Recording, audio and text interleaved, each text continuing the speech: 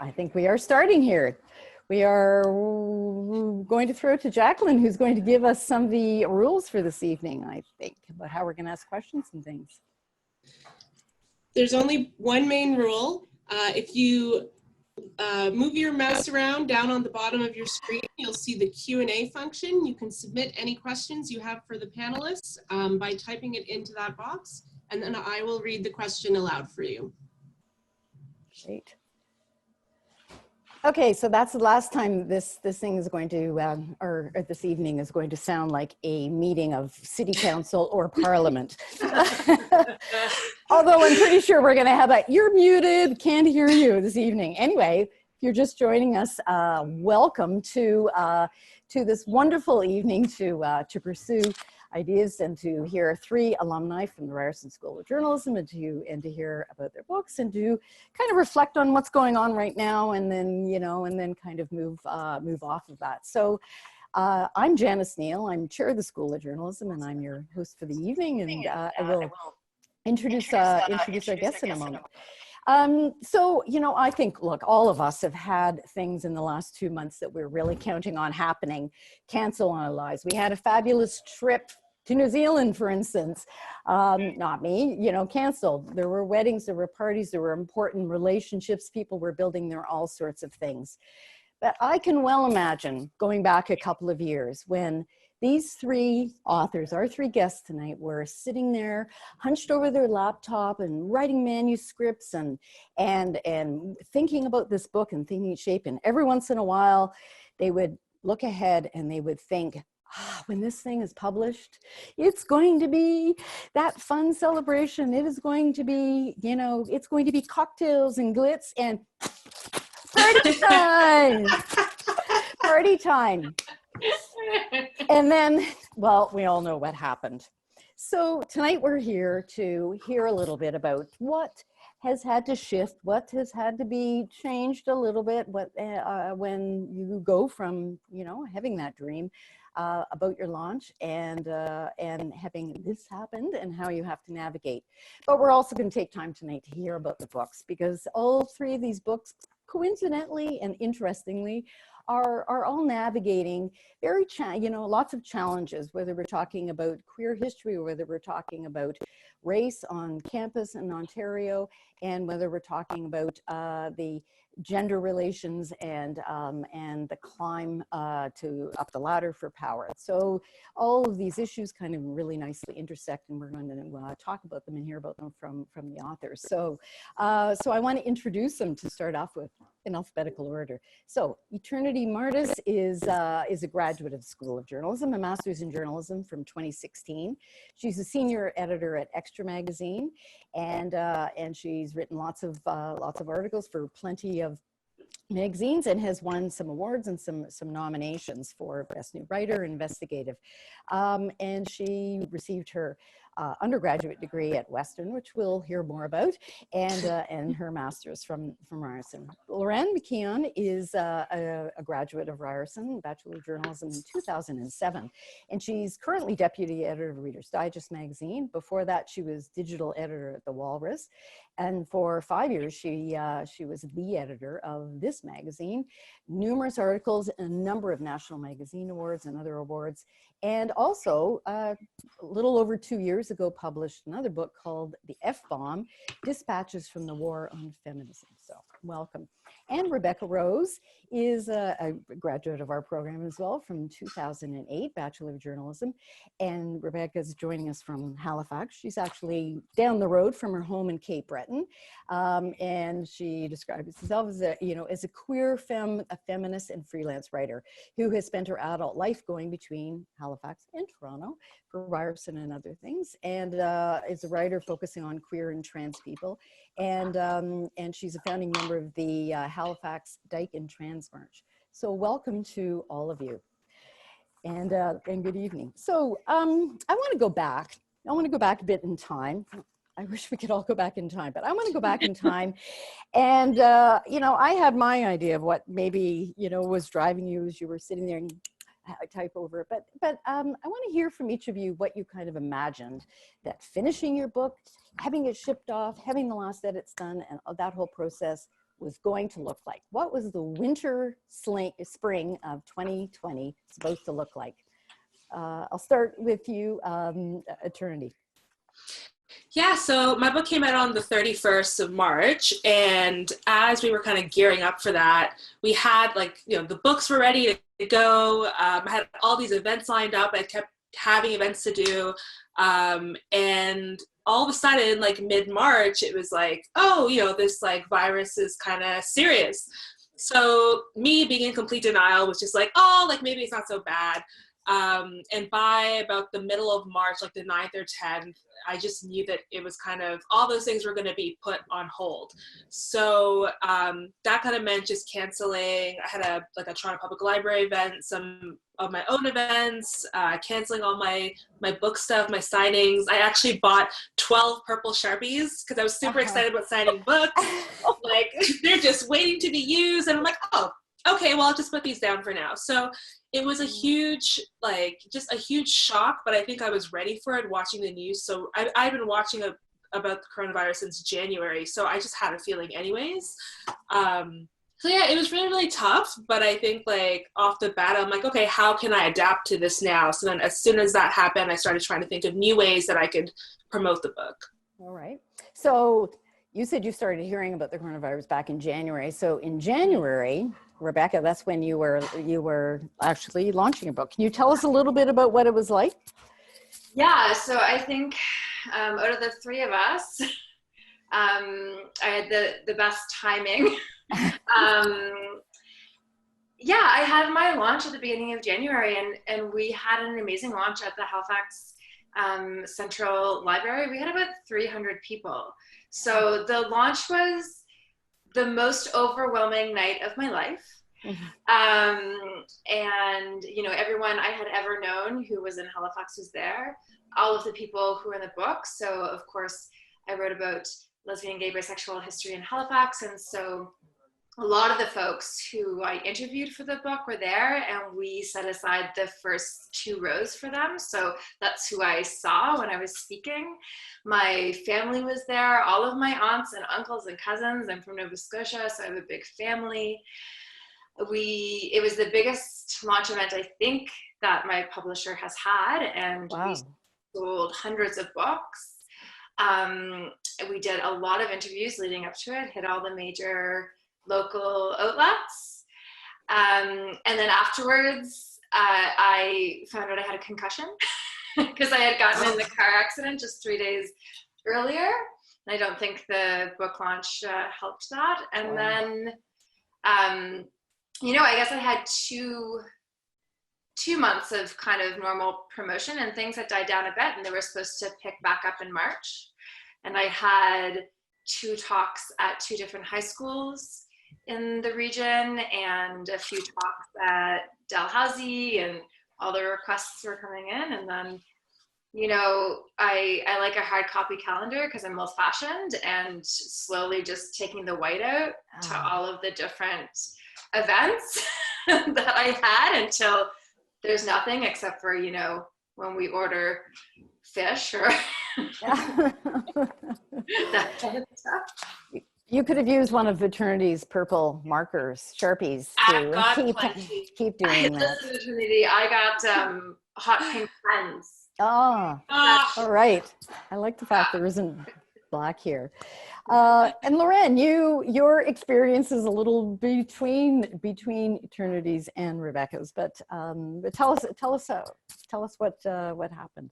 Yeah, I was lucky enough to have 2 weeks of good promotion, which is not quite 2 months, but I got to launch the book in Calgary and do a bunch of stuff there. And I had my family out west come to Calgary, and that was great.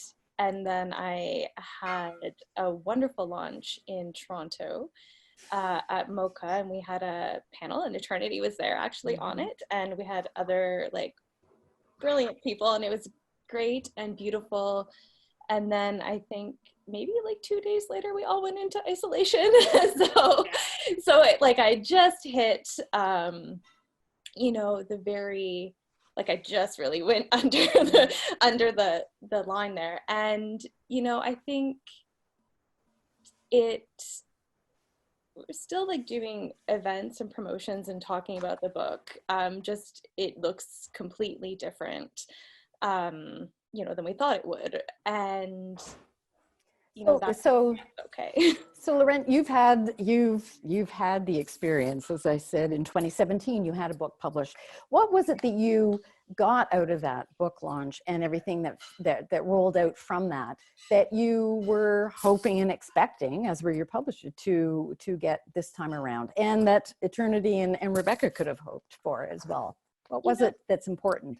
I think honestly, you know, the thing that we have to remember, and that I learned when I launched F-Bomb, is that, you know, your promotion and your discussion and the conversations that you're building around your book, it doesn't just happen like the 2 months or like the month after your book comes out. You put so much work, like years and years, into work on this book, you know, yourself and your whole team, and it doesn't stop then. So like, you know, when I was promoting F-Bomb, it wasn't just the 2 months, it was the full year that the book came out. And even a little bit after that, you know, I still had been doing things even before the launch of No More Nice Girls that were related to F-Bomb. So I think that, you know, even if the launch, I mean, I was lucky enough to have a beautiful launch.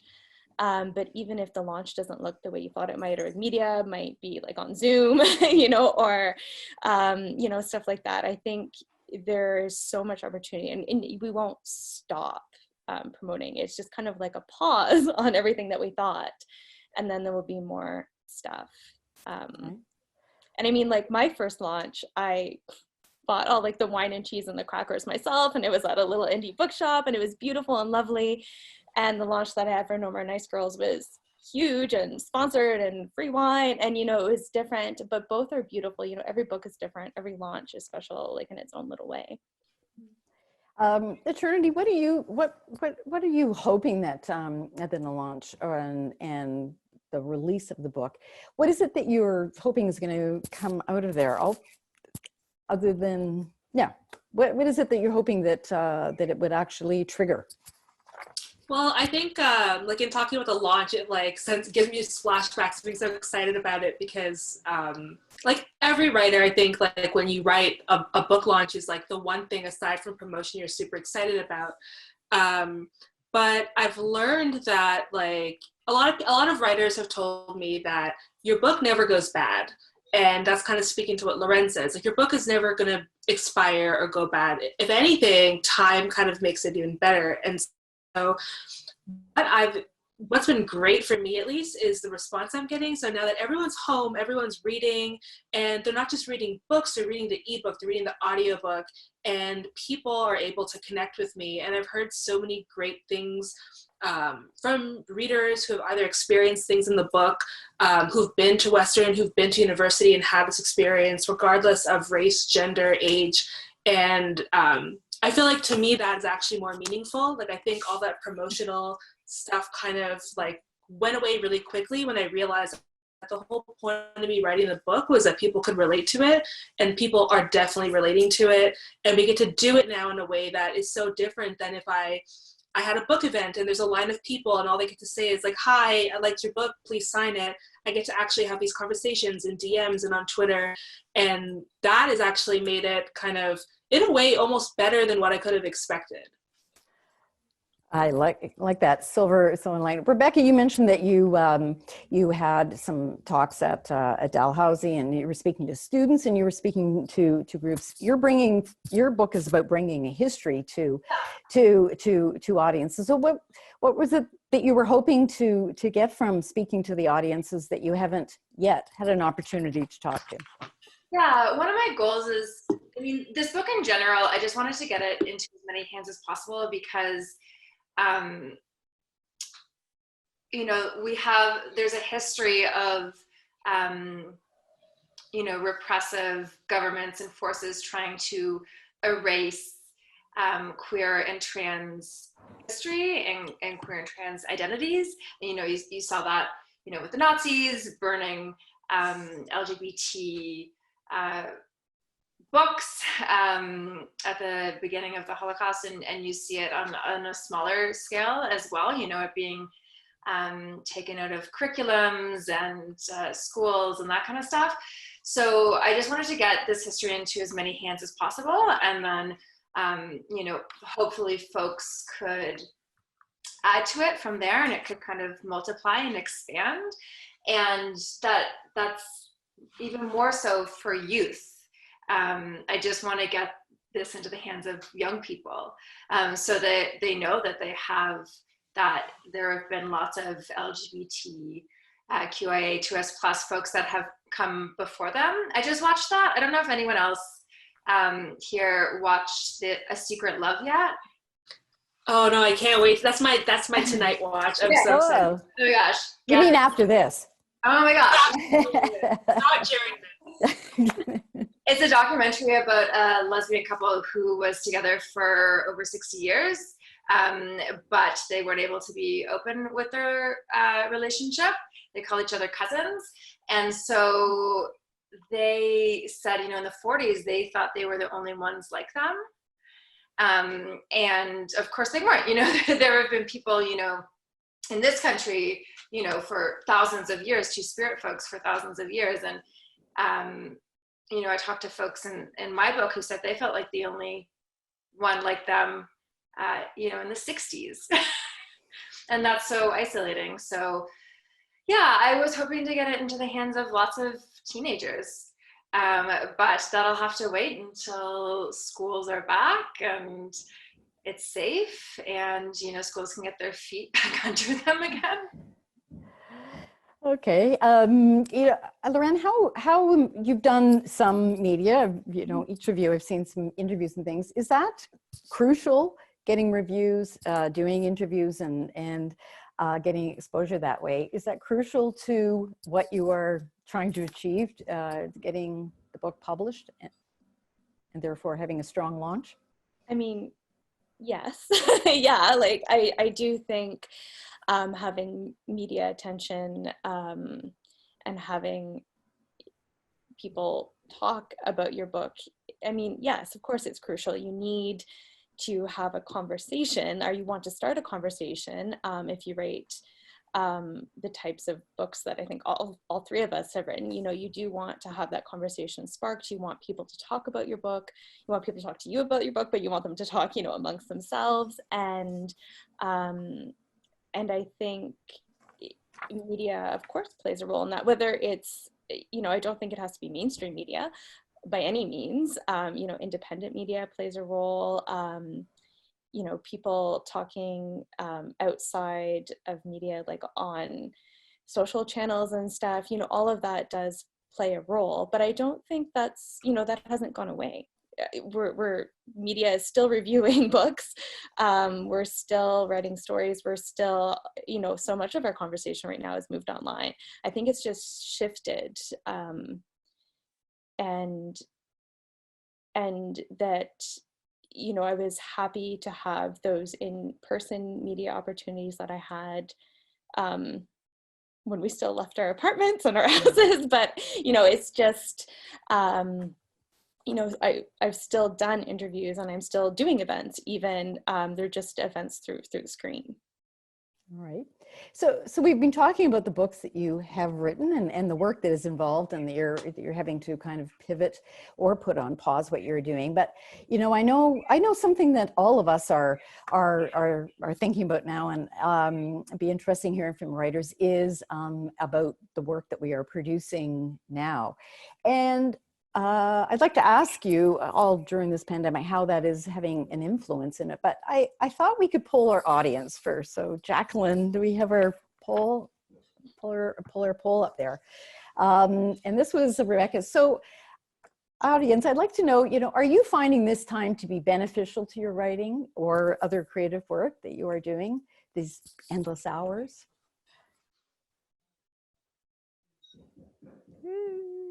Yes, no, we're going back and forth. Or are we binging new shows? I tried to vote, I can't vote. Yeah. I know, I'm so sad to see this. Hosts and panelists can't vote. Panelists can't. You'll get your vote in a minute. All right. Okay, so it looks to me like, you know, a little, about half of the audience says, yeah, some days you can, some days you can't. You know, and I'm also finding it interesting that a number of people are saying, yes, actually, they are finding it, they are finding this time to be very productive. You know, Rebecca, you were interested in finding out from the audience. What do you, oh, sorry, I'm going to share the results first because I just heard it. There we go. I don't think 8 to 9. Yeah. Oh, that's interesting. Okay. There we go. Thank you. Rebecca, what, all right. There we go. Thanks. Rebecca, are you finding this time to be productive? Well, that wasn't my question. I think that was one of the other folks who had that. Oh, it was my question, actually. Oh, it was your question. There you go. I didn't even own it. I just let it float over there. People get us confused all the time. All right. My apologies. All right. Then you can think about that for a moment. I'm going to go. Eternity. Okay. Does a poll reflect perhaps what you were thinking? Yes, actually. Yeah. Some days yes, some days no. I feel like one thing I was told when all this happened was that while your book is out, the next thing you can do is write the second book. And I do have a second book to write, but it's like, it's done kind of the opposite. Now I have like 8 ideas where before I had 2 ideas, and I'm starting to think like, I think when you write a book, it's great you're writing a book, but you know, what does the market need? And everything has kind of shifted. Like I want to write a book that you know, reflects what I like, but also we're in a new kind of world. So I have all these ideas everywhere. Some days I just have too much in my brain because I'm like, oh, we have this time to like write and be productive. And a lot of times we're just really not productive because dealing with a pandemic is anxiety inducing in itself and it's draining. What I have been trying to do is go back to things that I do love. So I'm freelancing again. I'm rereading, like dusting up on my screenwriting skills. I take walks. I write like short little like poems of sorts. I'm not really a poet, but I'm trying to do everything now just to see what I like, as well as kind of recharging, because I think like for us, like we wrote a book, we spent all these years, maybe months writing a book, all that, you know, having a job, freelancing, doing all these things, and we never actually got to recharge. And I think for a couple of us, like this would have been the time where we were like, go, go, go. And so in a way, I'm trying to see this as kind of being grateful for this opportunity to be like, if I write, I write, but if I need to relax, that's also great because that makes me more creative in the long run. Yeah. All right. Lorraine, you're nodding. Are you finding Well, I definitely productivity relate to this idea. I remember like there was a point like a couple weeks into self-isolation, and I was like, I don't have anything to do, and I don't remember what that's like. Like it was just like this moment of like forced relaxation that my mother was definitely very triumphant about. She was just like, just don't do anything. So I think definitely there's been a bit of that, and that can help the productivity, but like honestly, definitely some days yes and some days like absolutely not. There are some days where like I'm really excited that I like made a proper dinner and then that's it, you know. And I think that's okay too. Like those days it's like learning. I think, you know, at the beginning, and a lot of people have spoken about this since, but certainly at the beginning, like I definitely felt the pressure to be like super productive, to like work on my next book proposal, to, you know, write like all sorts of stuff, to like pitch and do freelance and like edit more than ever. And it's been kind of freeing to let go of that pace. And I think like throughout the other side, like I found like more creativity and like new ideas and stuff like that. And I've also been freelancing and like writing again, but some days are so much more fruitful than others. And I think like and then sometimes they're productive in other ways. I tried many times to make a good loaf of gluten-free bread because I wanted to join in like on the trend. Like I was like, I'm going to make bread too. But I've discovered that it's very difficult to make gluten-free bread look like bread. Like I succeeded in making one that had like a texture that didn't feel like a rock, and but it was like maybe an inch high. So, you know, I think it's also like being okay if that's your productive moment of the day. Like if it's not writing, it's not creating like words, but maybe it's like trying to make a sandwich. And thank you. And Rebecca, what does your pandemic productivity look like? Or are you staring it down? Well, for the first time, for the last 6+ months, I've had a full-time job. Before that, I was freelancing for 6 years. And so I'm working for a provincial politician. And so my daytime is kind of COVID-19 all the time.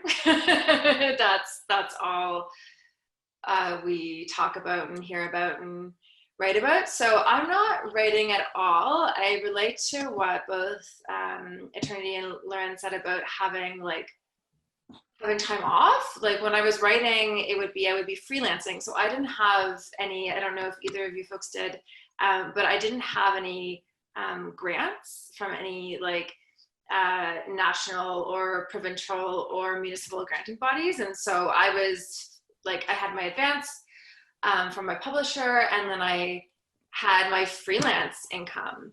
And so as I got towards the end of the writing process, I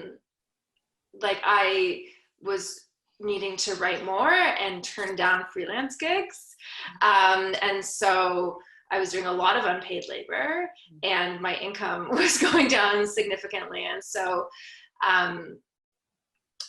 and so now I have a full-time job, and I have my nights off. I don't have to do the book kind of like after I finish all my other work. And I am reading one book about queer history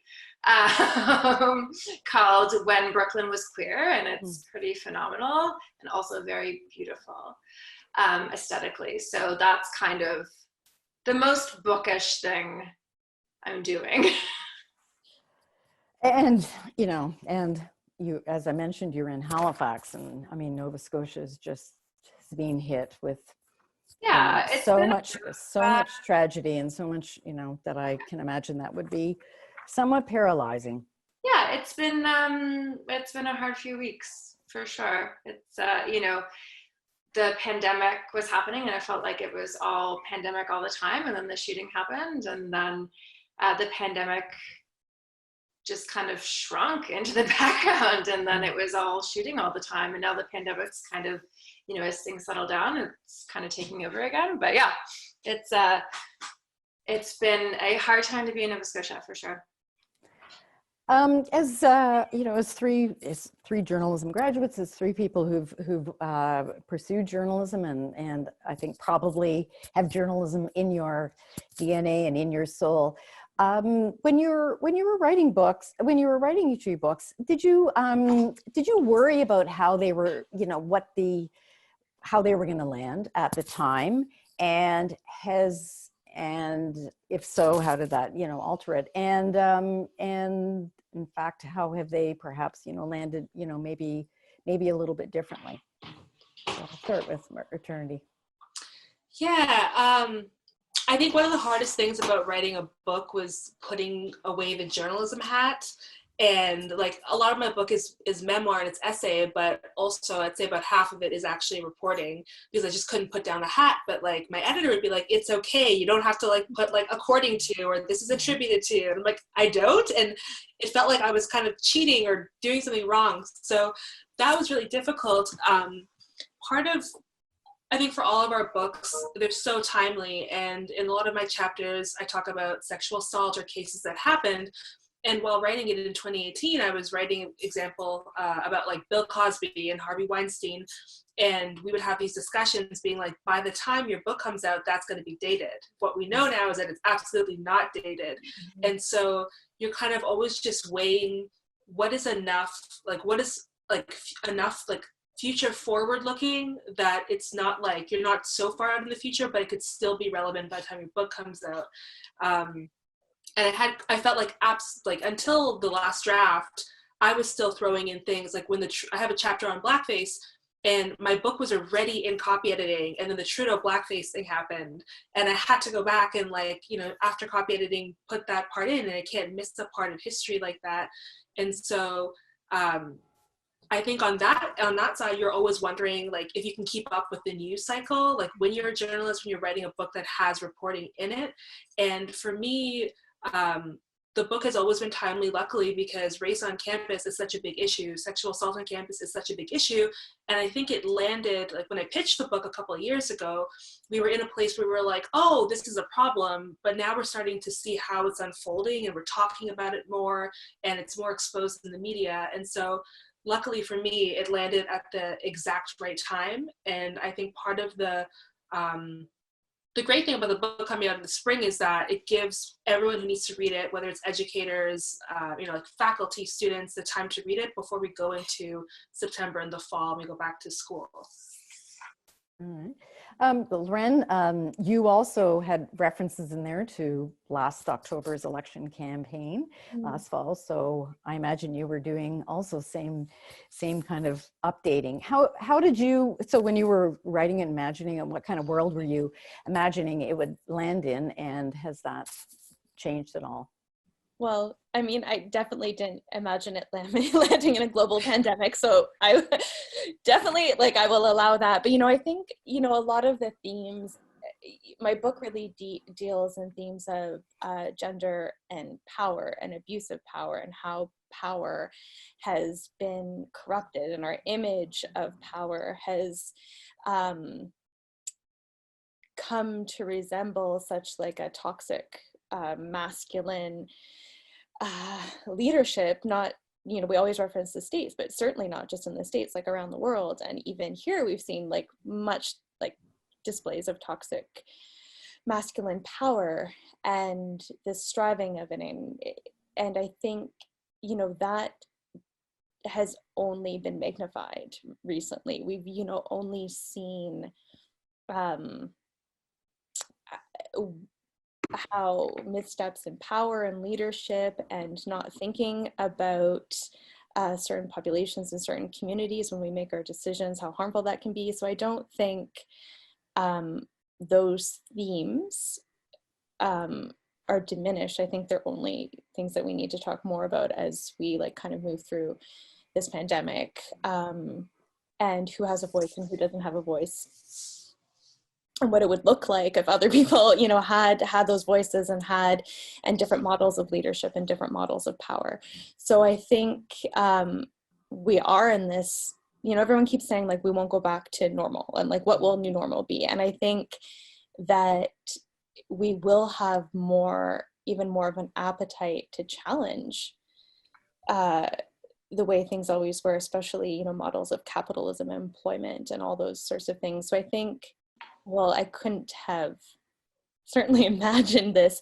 You know, I was already thinking forward about the future. Like the book is a very like future forward kind of imaginative. How are people already doing things differently and challenging this, and how can we continue?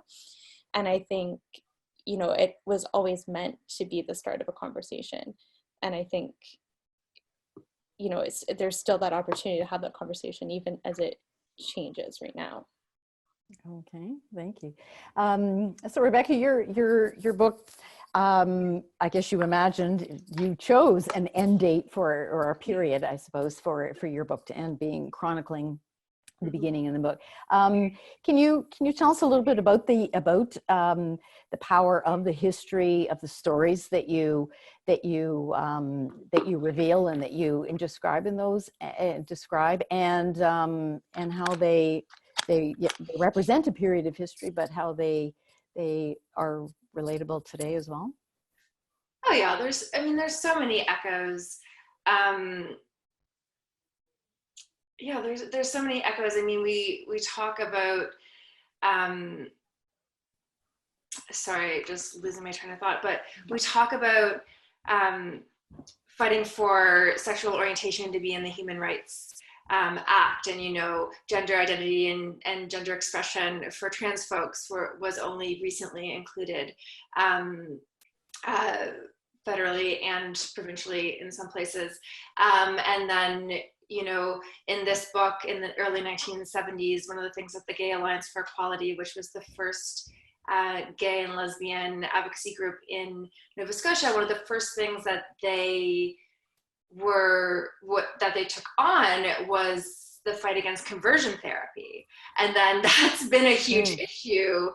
In Nova Scotia, there was a Bible camp that was going to have some folks in from a church that did conversion therapy, and there was a big uproar against that, and then they didn't come, and then there was legislation against conversion therapy, and it's of course been on the national stage as well. And so there are so many echoes. I mean, obviously we've come a really long way, and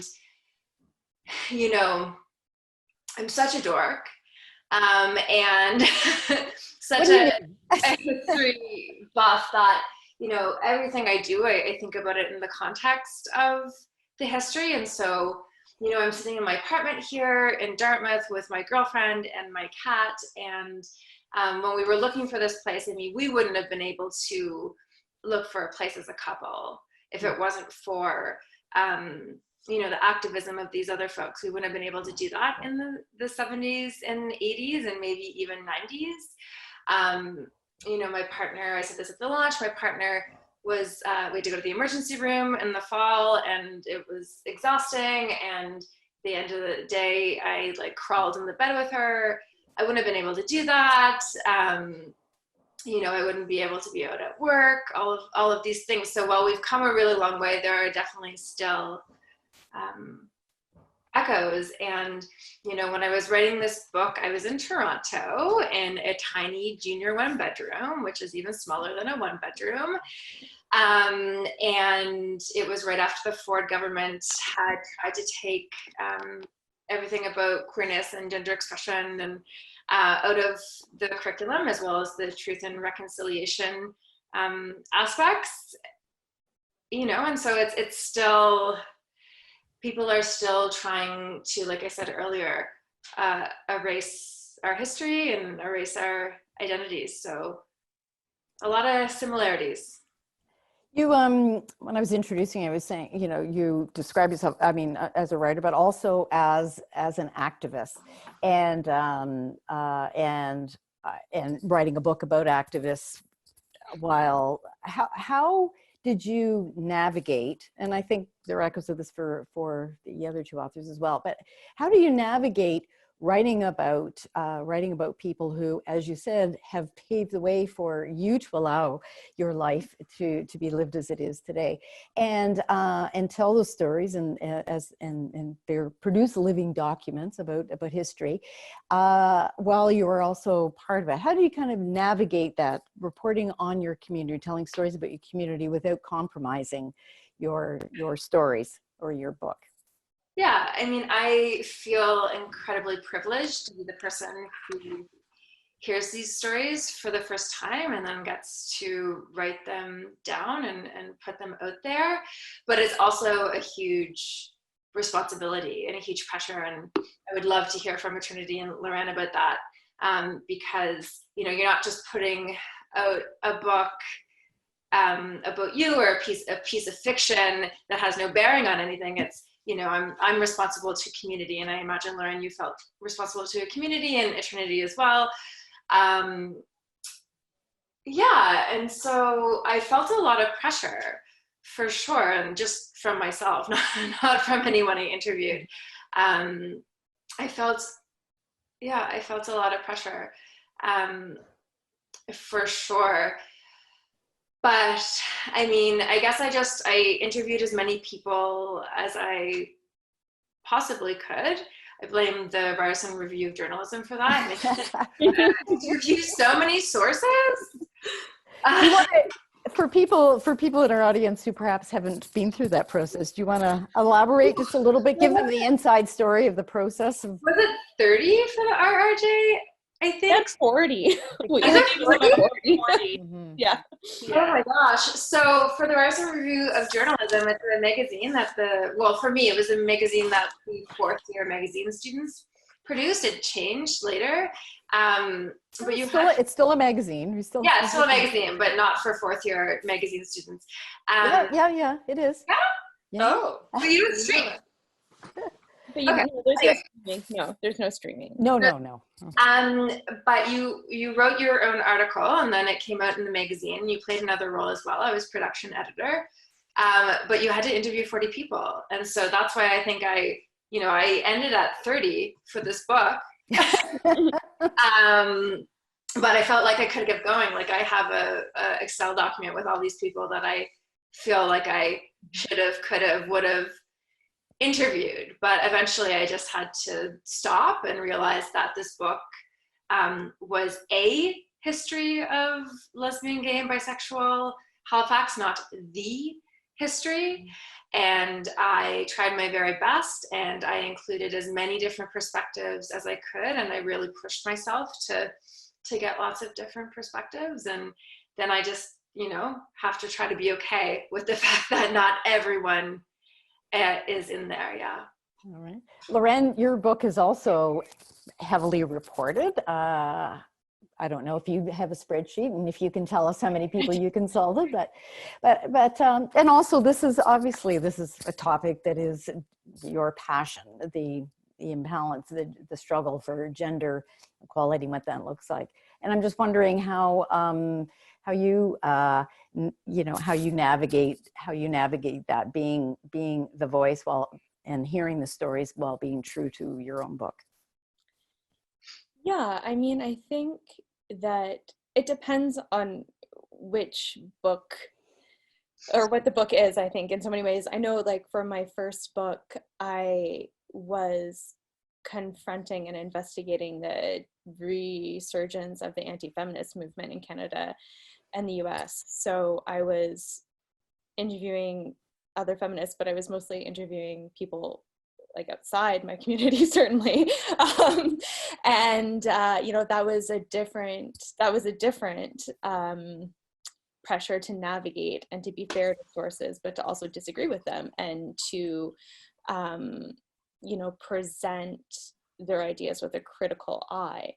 And, that was incredibly different, and navigating that and being fair and even sitting in those interviews with people that are name calling and all that sort of stuff is incredibly different than the most recent book, where I am talking to people who maybe who are feminist and progressive and are fighting for equality, but I think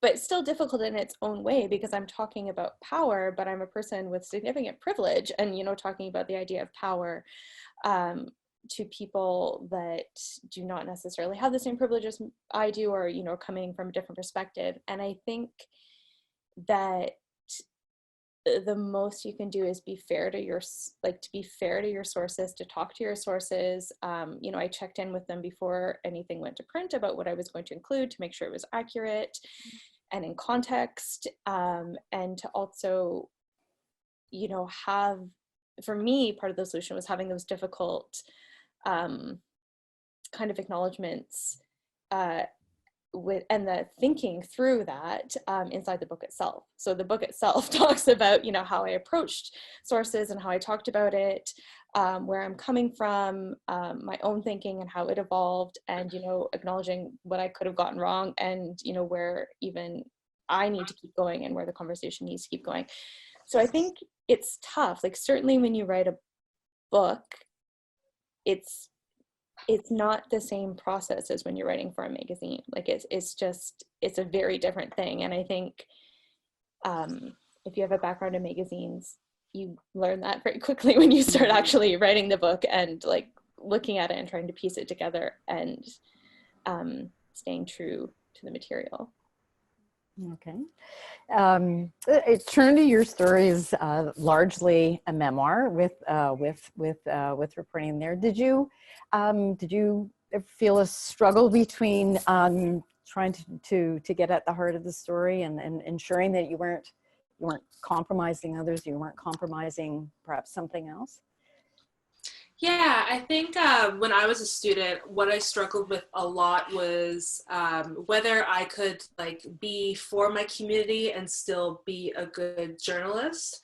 And it often felt like, no, I was not able to do both. But I don't know, for me, it's just that, you know, being a Black woman is such a politicized thing that like, how could I not report on it? And so writing the book, I really wanted it to be a book about myself, but that was open enough that anyone else could see themselves in it. And so while a couple of drafts were like very narrowly focused on my experience, as I started writing and, you know, the alt-right started making its way onto campuses and we started talking more about white supremacy, I was like, okay, so this isn't really my story. And like Rebecca said, I think like the things about being a great author is that you're not trying to be like the definitive book, you're just trying to be a book. And for my book, I can't think of any other book where someone has written about this experience of campus life being like a person of color in Canada. And I'm aware of that, and I'm aware that I even got to go to university, and I had the privilege of having, you know, a grandfather who helped pay for my education. And so it felt kind of just like a stepping stone, like here, like the start of this conversation in book form, and here are all the ways it's happening in Canada and the ways that we can now need to pay attention to it and now go forth and, you know, and do the work. Like, I think even when it comes to journalism, you know, like we're never, as journalists, we're not supposed to force people's hands, but we are supposed to make them think and give them the tools they need to kind of, you know, take their own action. And so I wanted to tell my story in a way that like could do that, but did not force anyone's hand. Another thing about, I find that like with books like ours is that so many people, they want facts. And unfortunately, like we are in an era where if you have an opinion on the internet or you talk about yourself and you're not a straight white man, everybody wants facts. And I really made sure to put some facts in there because I think so that no one could say anything, because it always comes down to like, these are the horrors that happen to us and no one wants to believe it because there's no data. And that was kind of the greatest thing about being a journalist and an author, is that I get to say, hey, this is what's happening, but it's not just me, it's everyone else. And here are the facts to prove it. And yeah, I just hope that it kind of acts as that stepping stone to talk about these things, but also it's kind of like a new way of storytelling where we can talk about ourselves, we can report on ourselves, and then the larger issue. You mentioned activism, and I'm, you know, so I'm curious of the three of you. If you had to choose between being called an activist and a journalist, would that be a hard choice? If I put those out there in those two?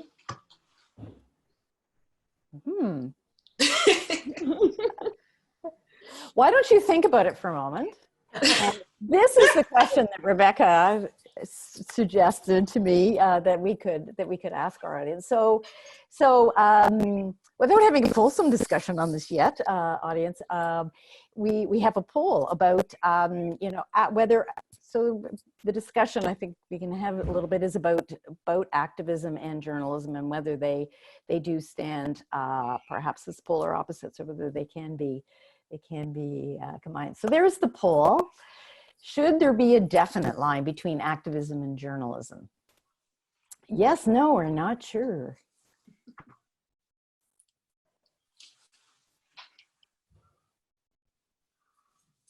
I'm so unpredictable. Has everybody voted? I think everybody's voted. Yeah, okay, all right.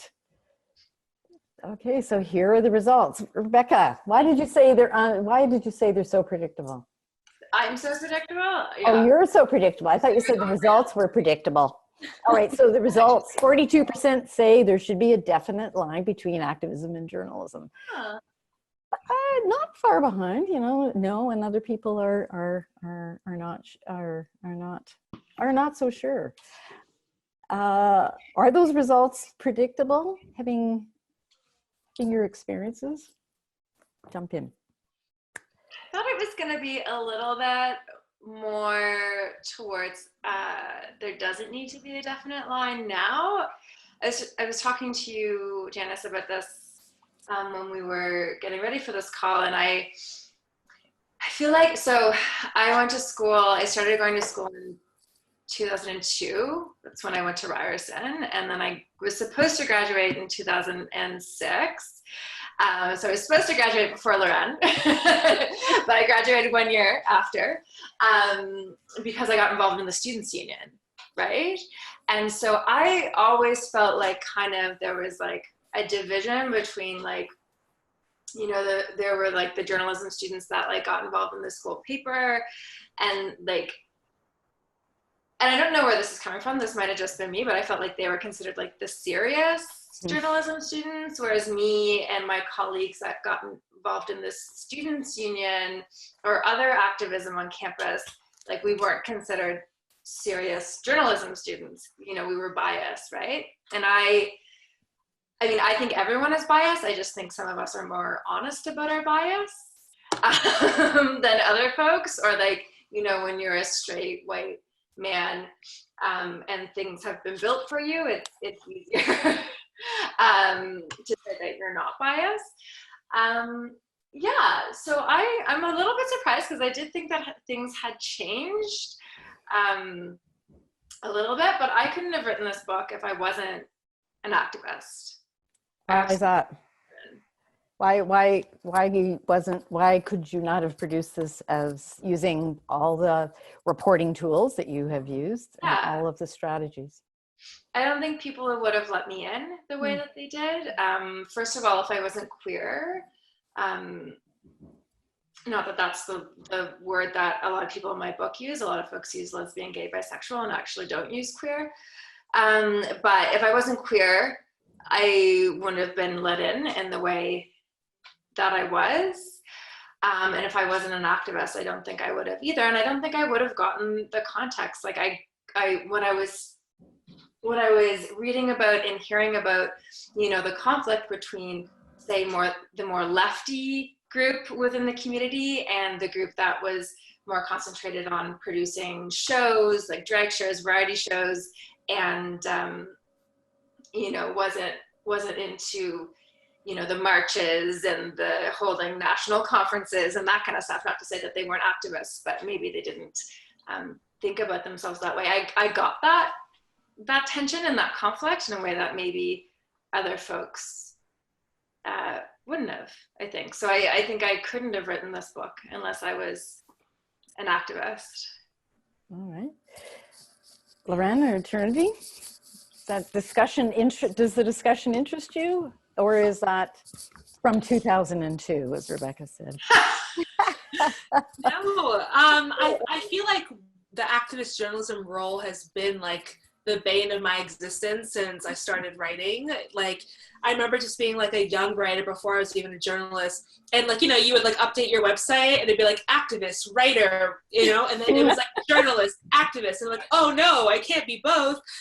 And I struggled for a really long time because I always felt like I said, like, I'm already like I'm just kind of like a walking political statement. And how can I write about my own communities? To me, it's an asset if I can write about those communities coming from a place where like I'm involved. I may not be, you know, marching on the front lines, but this is such a different type of activism than it was like from even the civil rights movement. Now anyone can really be an activist and have an activist spirit. You can be an educator, you can be a researcher, you can be a writer, a journalist. And so to me, I think I just kind of had to get out of my own head and be like, okay, like Rebecca said, like the people who are like, you need to be objective and stay neutral are people who are like from this place where they can do that.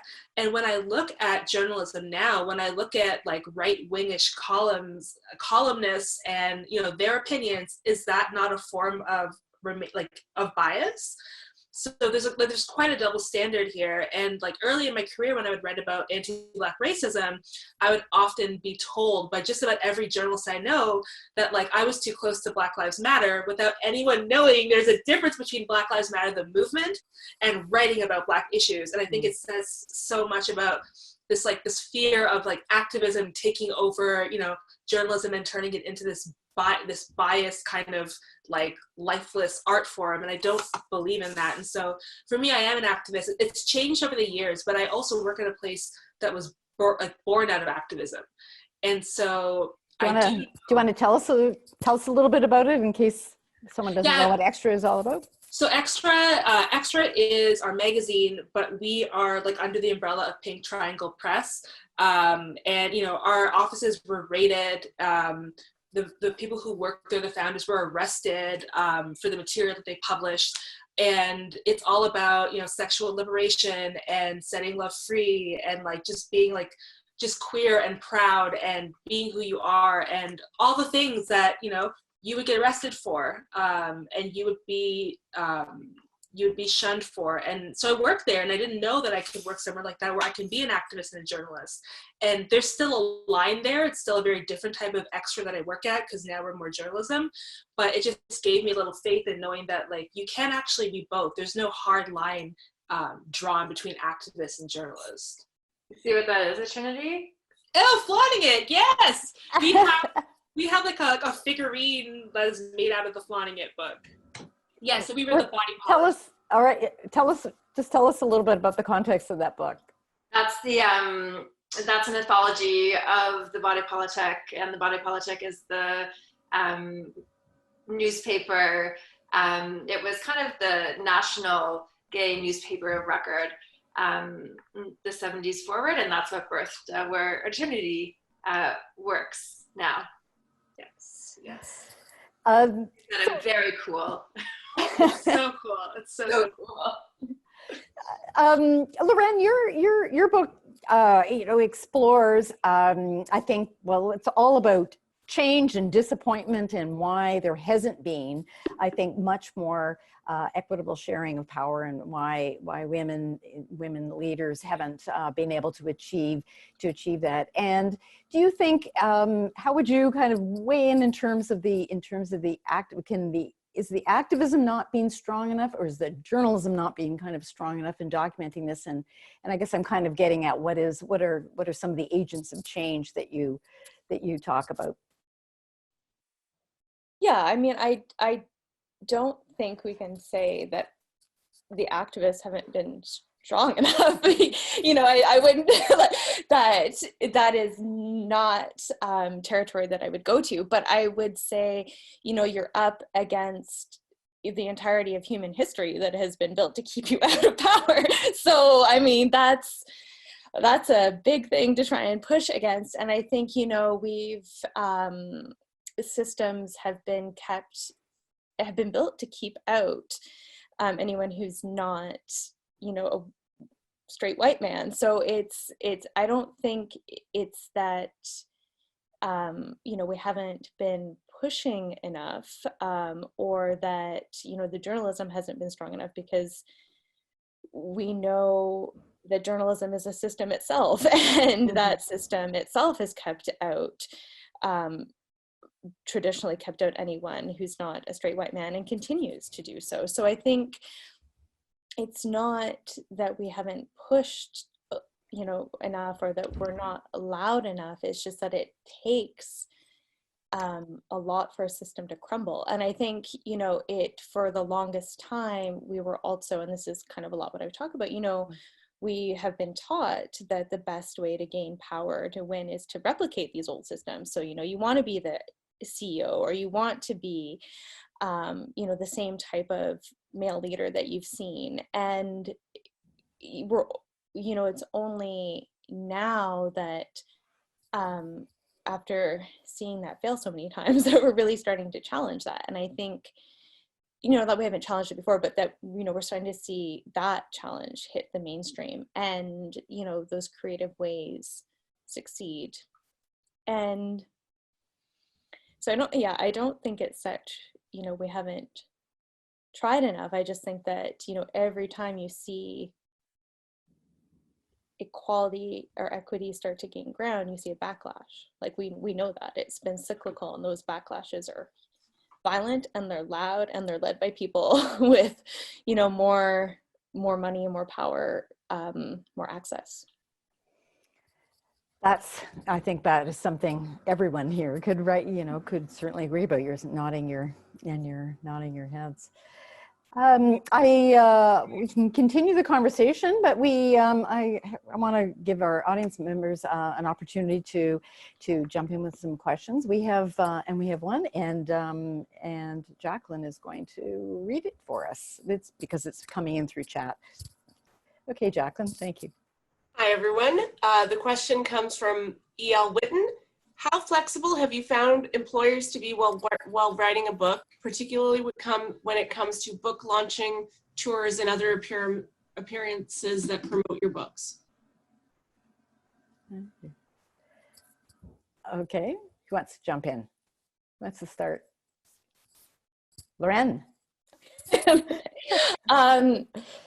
Yeah, when I wrote my book, I was still at the Walrus, and I was very lucky to be able to get a leave, an unpaid leave. But so, you know, so there was that, which I only mentioned because, you know, we talked earlier about the challenge of, you know, during freelancing and having to support yourself when you're writing the book. And I think, you know, that is like when I wrote the first book, I was a freelancer. So I gave myself, you know, a leave, but it was same as, you know, Rebecca said, like toward the end where you're really trying to meet the deadline, you kind of say no to more freelance assignments, and you're like, wow, I hope I can pay my bills next month or that I can eat dinner, because there is that kind of tension. And, you know, I think, but still having the time to work on it, you know, was incredible. And, you know, having a job to go back to and having, you know, that job still be there was amazing. And, you know, while I was there, everyone was like fantastic about being flexible around my working hours and, you know, letting me go on a trip if I needed to do a reporting trip, or, you know, take time off to do an interview. And to be able to, you know, have time to write and all that sort of stuff. I would say, though, that no matter how flexible and wonderful your workplace is, writing a book is a huge endeavor. So, like, definitely I was still working, you know, in the mornings, getting up early to write, working all weekend, working in the evenings. There's just no way you can only do it with a leave or with just a little bit of time. It's like an incredible undertaking. All right, Eternity and Rebecca, I saw you shaking your heads. Are you shaking their heads there? Yeah. I had a very similar experience to Lorraine. I was really lucky to take unpaid leave, but it still was a leave. We just were under new management at the time, and my boss, Rachel Giza, had just written a book. So she had come in like knowing the whole process and was like very kind of, you know, do you need to take some time off? Which I did, which I found was actually, I was more productive, like being back in the office than I was on leave. But I had the option, and that was really nice to have. And people were super supportive. And like I come from a team of like very young, successful journalists, and it's not uncommon to like be in the office and someone's on their way to CBC to do an interview, and someone's on the way to go do something for their book or their, you know, something that they wrote.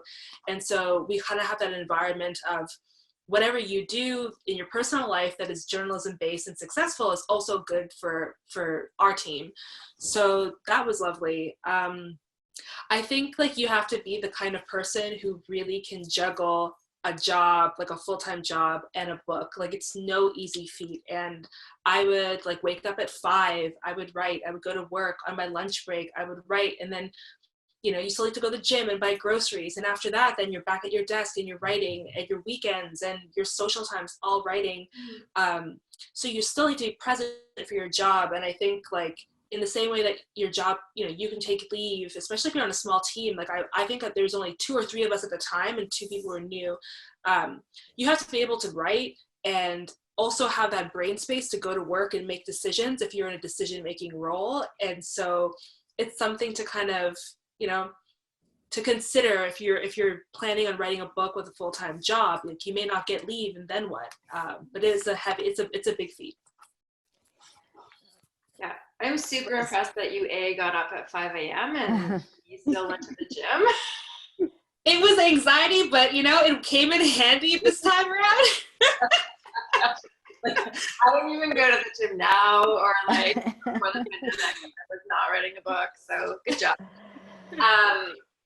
Yeah, I am lucky to have a super supportive employer. So like I said, I got a full-time job back in July, and I'm working for a politician, but I'm working for an NDP MLA, and of course that's a party that has supported, you know, The arts. gay rights, well, gay rights and the arts, yes, Yeah. but gay rights specifically for a very long time. I'm gonna have a picture of Alexa McDonough in the book, who was the first politician. They invited her to come to the gay community run bar at the time, the Turret, and they invited all the political leaders, and she's the only one who showed up. And when she got there, you know, people wanted to touch her and thank her because it was the first time they had been acknowledged and like affirmed. So yeah, I you know, I work in a constituency office, so it's nonpartisan in there, but my boss is rad and supportive and was supporting me to go and take time and do my book events, but then they were all canceled. So so she did get me flowers for my book launch, and she That's very nice. but Well, yeah. and when we were talking earlier about being productive, I mean, I meant to kind of, you know, acknowledge that, of course, the expectation that everybody is going to be productive and creative at this time, you know, comes with so much baggage. And I think, you know, I think people are feeling still discombobulated and zoomed out. If you are using that at work, and I think most people are, that is a disruption. So the lives that you were describing, the writing lives you're describing, I would imagine would be different if you were trying to do it now while we are all working remotely and having our, you know, our physical space being so limited.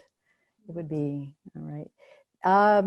Jacqueline has another question from the audience. Karen Longwell asks, what advice do you have for a new author? Jacqueline, I feel like you're the voice of God. Jacqueline is the voice of God. In case you don't know who she is, Jacqueline is our departmental assistant. She runs our events. She helps the School of Journalism run, period. So the voice of God is very apt. Sorry, Rebecca, sorry, who was gonna answer? Advice for the young writer. Karen wants to hear. Advice for the first-time writer. It's a question.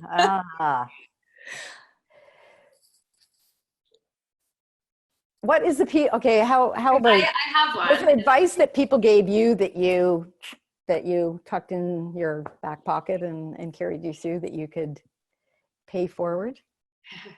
I have one that connects to what we were just talking about, which is people ask me, you know, when I'm writing another book, and like I said, I have a full-time job now, and I don't have the time for it. But I say I wouldn't write another book unless I knew I had funding, because I found that so difficult. And so figuring out the funding that you could qualify for before you get into the book writing, I think is really, really important. Because I missed a bunch of deadlines because, you know, my timing was just wrong when I was like writing or researching the book. And so I would say, you know, it's not the like romantic part of book writing, but figuring that out would be advice from me. And I mean, this is my first book. So don't think that I actually know what I'm talking about. I've written one book. I've got two. One thing, which kind of contradicts myself when I said that I didn't want to write a book about myself, but it is about myself. I think writing the book that you want to write, like while being, aware of like, is it a book that other people can relate to is important. But I found that when I was writing, like the voice just wasn't me. And it was because I was so worried about what people would think. Like, what if I'm too casual? What if it's too formal? And it ended up coming out like, if I could describe what my drafts were, it was like, so I think like writing, like just let that go and write the way you want to write and it will come through. And the second thing is like always look for inspiration. I'm someone who like I will pay for things if I'm able to pay, or even if it's free. If it's like a talk or it's a conference and I get to go, or it's a book, I would rather put like my energy towards all those things because I find that like if it's affordable, inspiration is priceless. You don't even have to pay for it.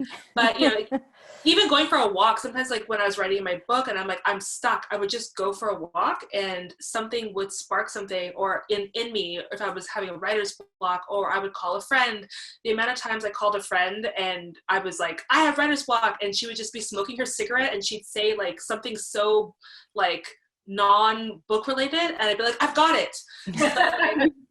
Just kind of like, you don't have to stay at home like with your manuscript and like force yourself to like keep writing. Like change up your surroundings, get inspiration, go to talks, talk to your friends, read a new book, like all of that.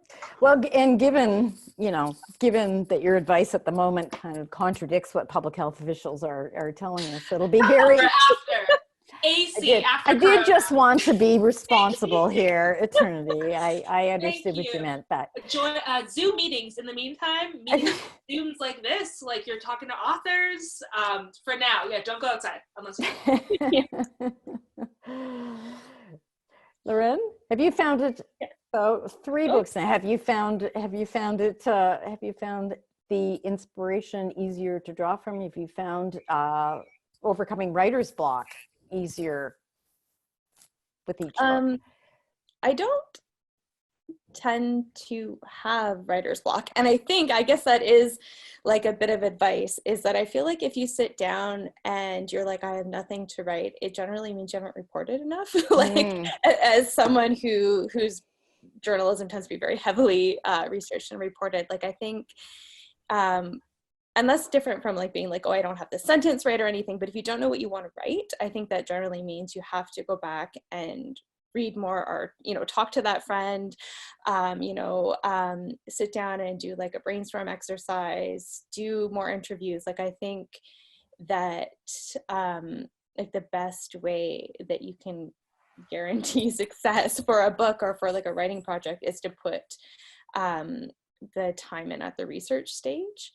And then one of the best pieces of advice that I ever got before, when I was started thinking about my first book, I guess goes into that. And it was make sure you pick something that you won't get sick of in 5 years, because, I think, and we all like, you can spend like as a magazine journalist, like I've spent like a year on a story and like that seemed like a big undertaking. But when you do a book, like you are with it for like probably 5 years, and that's like the research of it, the writing, and then the year or so of promoting it. So you have to make sure that you are like totally invested and passionate about this thing, and you're still going to want to talk about it down the road. And I think that kind of goes to what Eternity said too. It's like, find something that feels like yourself. Like, don't do something that someone, has pushed you into, or that you think, that's what audiences want. Like, it has to be something that you're actually, believe in and means something to you.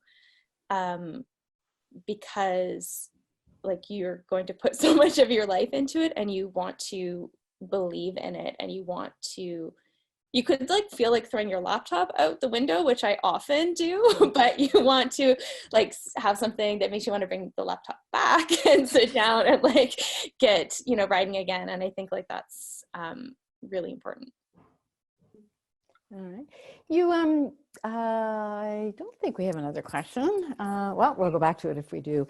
You all, I want to turn towards the end here. You all have characters or devices within your books to take the transition kind of from the struggles that they're each looking at to kind of offer. Hope sounds very trite, but I mean, but stories to go forward or strategies to go forward.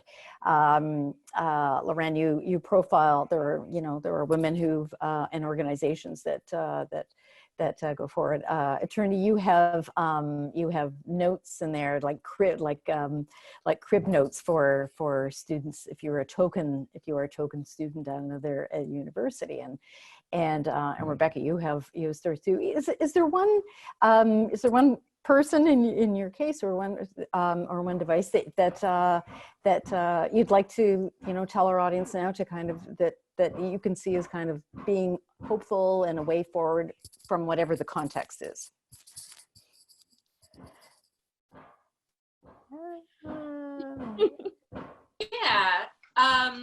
Yeah, like Janice, like you said, so in my book, I have these interstitials, so like page breaks that break up the chapters that are called the Necessary Survival Guide for Token Students. So it's like for like when you're a token on campus, like what to expect, whether it's like on campus, like in the dorm washroom, at the gym, and a lot of the book is really heavy, which I realized after I read it. I was like, oh damn. But it's really heavy, but it's also like, I think we always talk about trauma and Black trauma. We never talk about Black joy. And so those interstitials are these very like cheeky, bold, like kind of outrageous breaks from the chapters that kind of are meant to be like your best pal, like replicate the way that like, if you were talking to your other friends of color and you were like, you were like, girl, I was just at the office and someone made a comment about my hair. Is that whack? And they're like, yeah, it was whack. Like, it's supposed to be that. And so I think that for my intended audience or my reader, a lot of the book, they may be at school right now and they may be isolated. And so those little kind of interstitials are a way to be like, I'm here with you. Like, that this is comfort to you. You recognize these conversations and all of this stuff, like, it doesn't have to be so hard. Like, there are people there for you. Humor is your friend and you will get through this. Okay. Rebecca, the people that you are chronicling are part of history up to 1984. Is there someone that you have written about, or perhaps one of those other names that are on your spreadsheet there, perhaps for your next book post 1984 that you would like to talk about in this context? That spreadsheet haunts me still. Okay. It's hard for me to pick one person. I interviewed over 30 people, and then there are people who had already passed who I didn't get to interview, and I got to go through their archives or read an article where they were interviewed or something like that. I'm thinking of Nancy Brister right now, who is a lesbian elder who came out in early 70s Halifax, who divorced her husband and had a child, and was one of those lesbians who was worried she was going to lose custody of her child, which was a huge concern at that point. And when I talked to her about that time, she said she loved her life. Right? And like, in the book, I talk to people about, custody battles and about gay bashing and about being thrown out of the military because they were gay in Darrell Wood's case, and, interrogated and harassed because of that. And still, there's so much joy that they shared with me as well. Right? So like Darrell was thrown out of the military, but shared her experience of her first Pride Parade in Toronto, and then getting involved with the early Take Back the Night marches, which are still happening, or Reclaim the Night marches.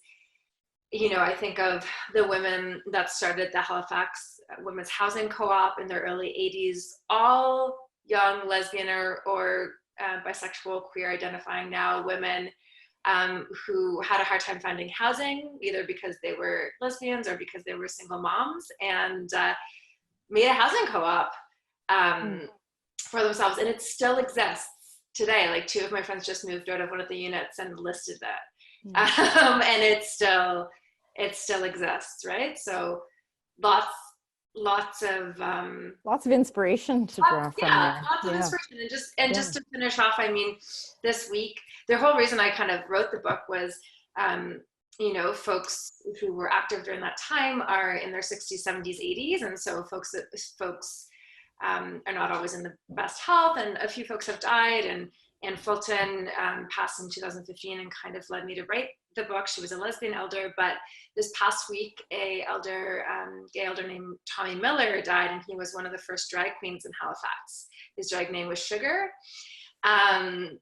And I actually didn't reach out to Tommy. He's not interviewed in the book because I actually thought he had passed back in 2007. One of his good friends told me that because his sister told him that, or that was the understanding.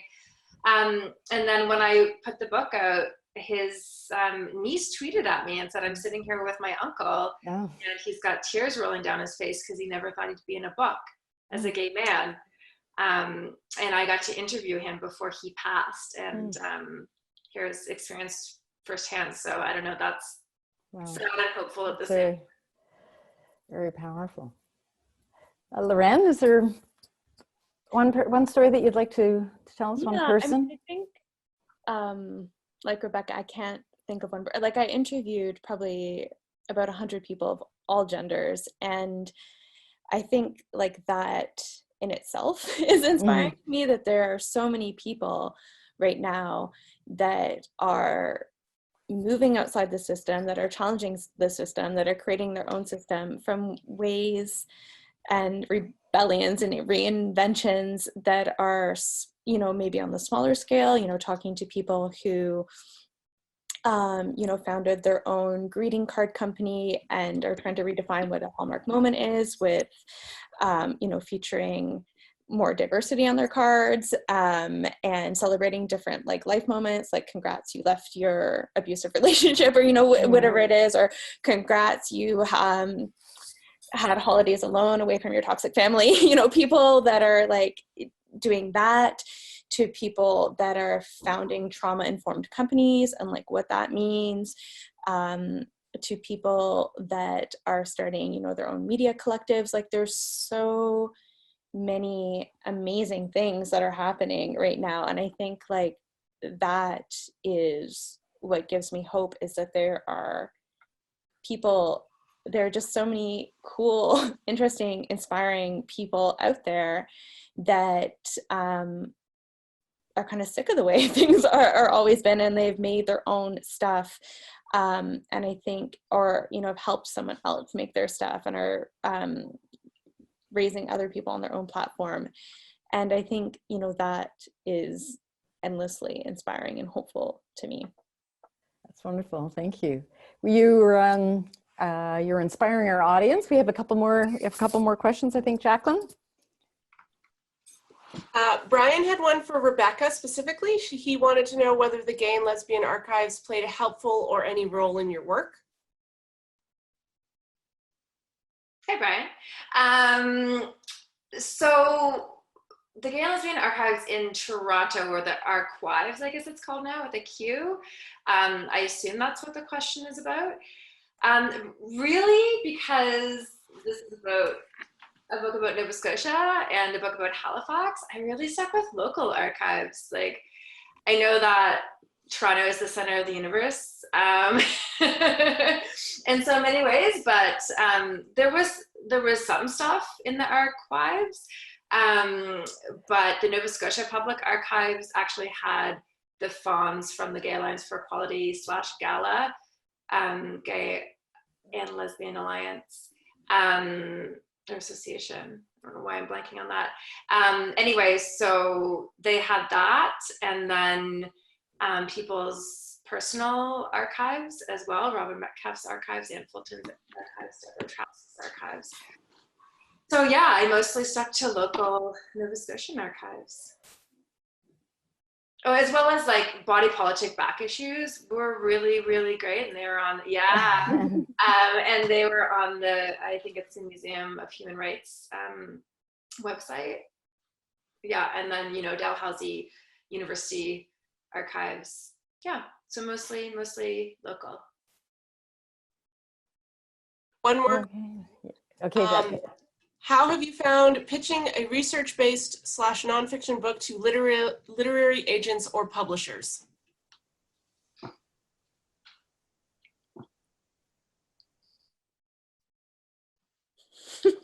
Good. Fine. I'm a little bit different than the two of you. I mean, I sold my book on proposal. Most nonfiction books you sell on proposal, but it was, I don't know, the publishing process is a little weird. Like, I think there's this like misconception that it's like you go into a room and like everyone's there and it's like a very, very formal process. And I think like I didn't really have that experience. And while like when I put together my proposal, it was mostly about myself. Like from the beginning, I was very clear that like it would be research, like it was a forward-looking book.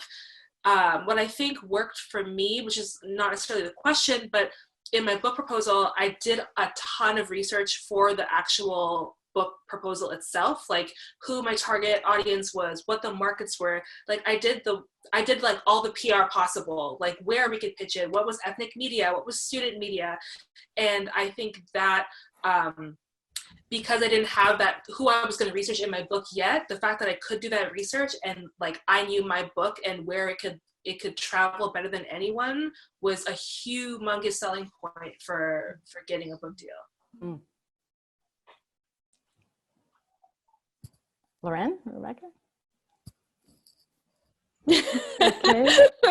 Same expression. I stare you down every time and wait. Okay. Yeah, I know. Okay. Which one is like Zoom chicken? Like to see which one of us is the answer first. I can go. I mean, I think it depends on what you're pitching. Like, I had two very different experiences between my first book and my second book, and you know, part of that was profile. Part of that was timing.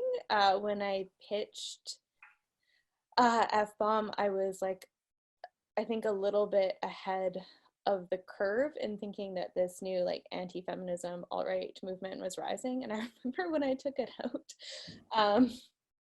to publishers, I got like quite a bit of feedback that was like, you don't actually think like Donald Trump, he hasn't even been like secured the nomination. They were like, you don't actually think he's even going to secure the nomination. And I would have these like very surreal conversations about being like, no, there's all these signs and like, you know, this is resurgent and like, this is what's happening. But selling the first book was difficult because a lot of people thought that Hillary Clinton was going to win and then my book would be like totally tone deaf. And we know that's not what happened. And then selling the second one, so selling the first one through my agent, the second one was more of a commissioned book where I was approached by the publisher. So it can really just depend on like the timing and your idea and, you know, like Attorney said, what's in your proposal, who your agent thinks is the best fit if you have an agent. But you might want to pitch to small and mid-sized publishers. You might not need an agent. Like it really just depends on like what your intention is for your book, but also your career and where you see like your books going or your book writing future going. Yeah, I was approached as well to write this book by the publisher. And that's because I wrote an article for The Coast, which is the alternative weekly here. And it was, I think, one of the longest feature articles they ever wrote or they ever published. And so, and so they knew that they knew that I could, they knew I was a thorough researcher and writer, and they thought that I could write a book-length project, so they approached me about it. Okay, it's great. Thank you. One more question, and then yeah, one more question, and I think then we'll wrap it up. Jacqueline? Question is specifically for eternity. In memoir writing, how do you protect family members or loved ones when talking about your own trauma or and experiences? Ooh, yeah. That has always been like the like this. It's been the scariest thing for me. I actually didn't let in my family, it's my mom and my grandfather, and I actually didn't let them read the book until the end of February, and the book came out in March, because I was just so afraid of what they would say.